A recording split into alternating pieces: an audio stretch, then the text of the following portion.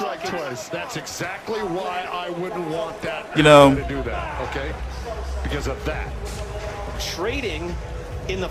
Here, let's mute. You know what I mean? You know, he got the win. He's going to get the win. We're here live real time, exactly 10:30 p.m. Eastern Standard Time.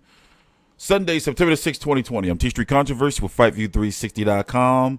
Let me tell you, it's going to be a little bit, you know, a little bit disrespectful, I guess, but I am so glad that Francis Barthélemy wasn't fighting because I was fearful that I might end up going to sleep, you know, and missing the Ugas fight. Even though, you know, it went the distance, Abel Ramos is a very tough competitor. He fought to, what was that, a draw or whatever, against Maurice Hooker. His only stoppage loss is against Regis Prograis. He also lost to Ivan Barancek, basically a seasoned, you know, he's a seasoned guy. I don't know how old he is. Let's go check. I'm TstreeT Controversy with FightView360.com, 29 years old. 29 years old. So let's talk about it. You know something? Ugas is not going to be able, he's not going to get no real significant fights. Like, people ain't going to want to fight him, especially with what happened with Sean Porter.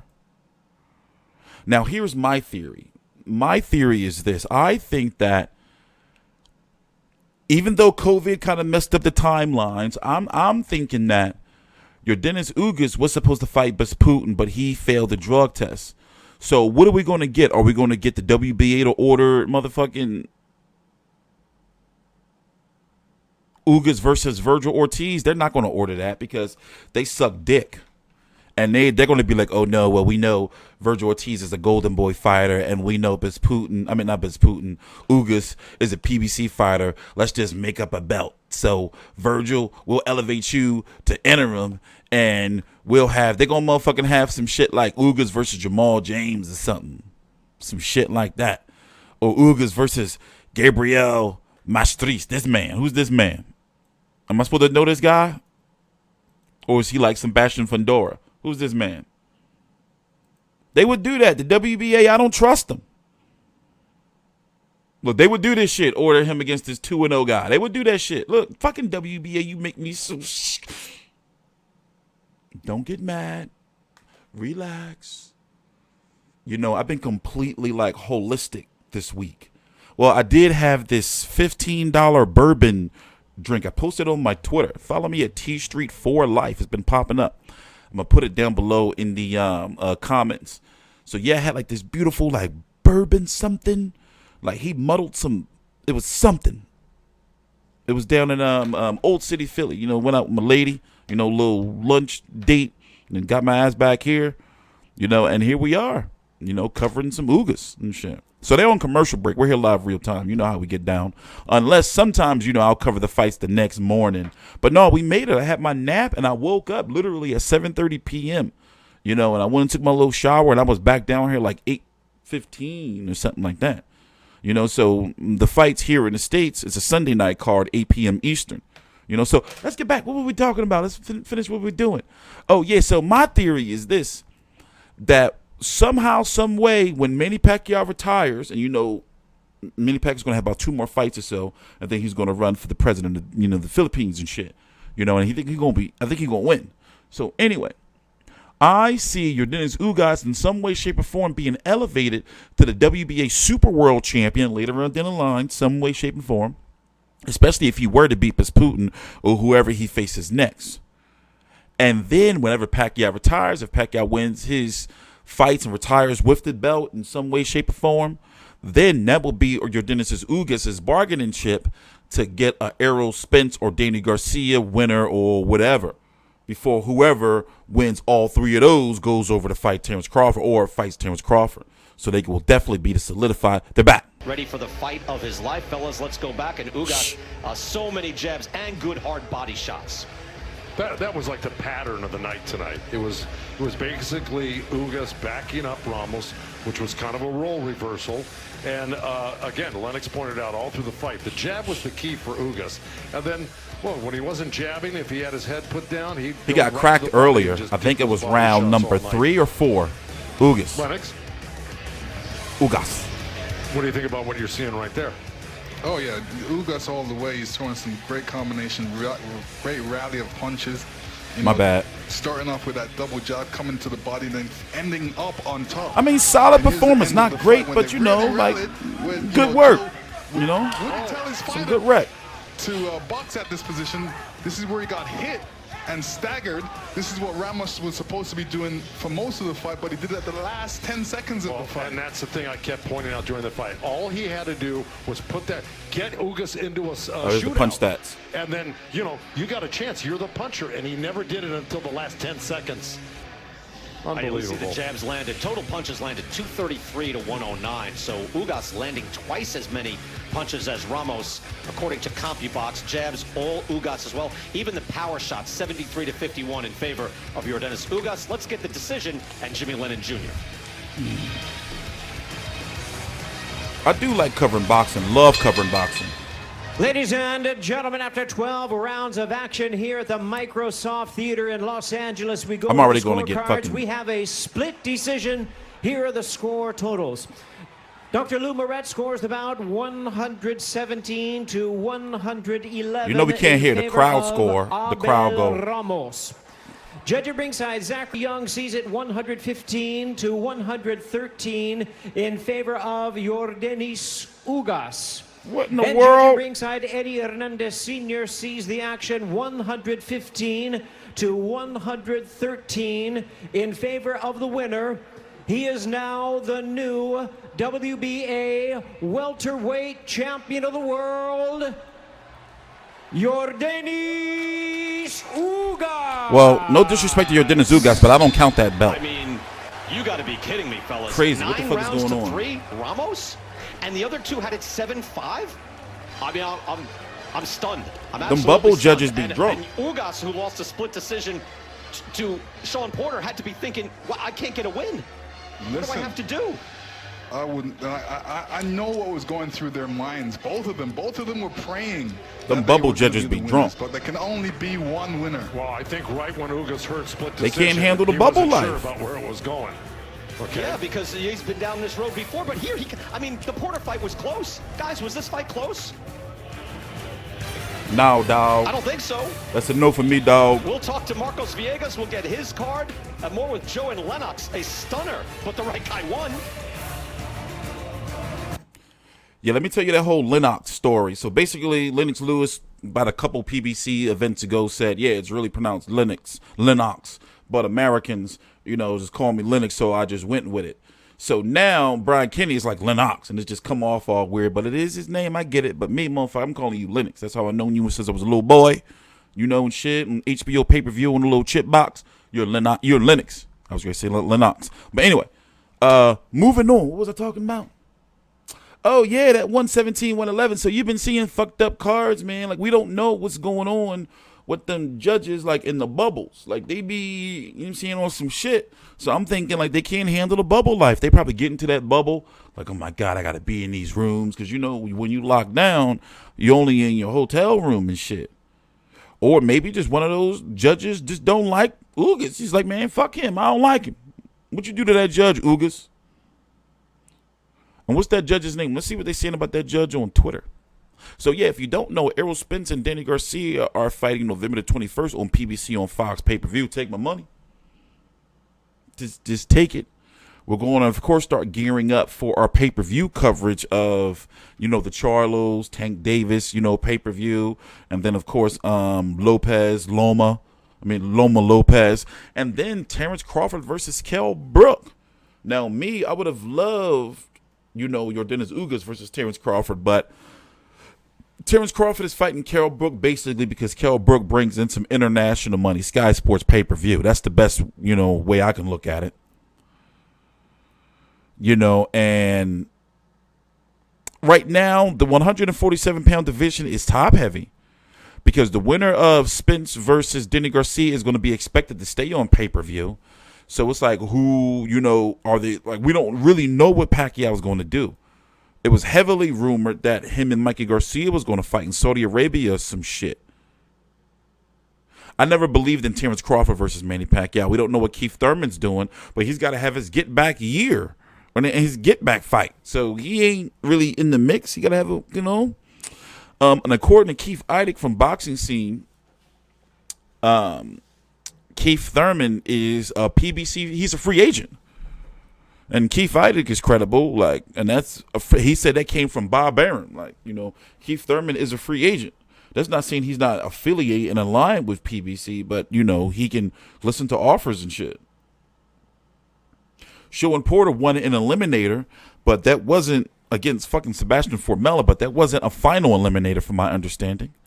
You have Trilo Duke Kahorov. I watched his last fight in Philly. I'm not very high on him. He's fighting Sergey Olympinets for the IBF interim title sometime this month, right?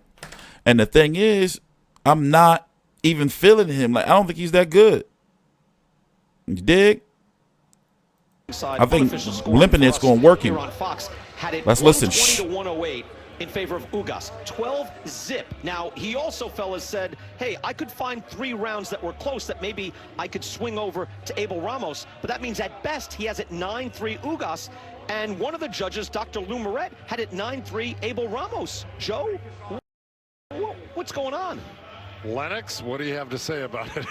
All I have to say is Lennox. It could be Ugas' style, because his style is like this, and then when the judge is at the back of him and he's being punched and he's blocking him, they may think he's being hit.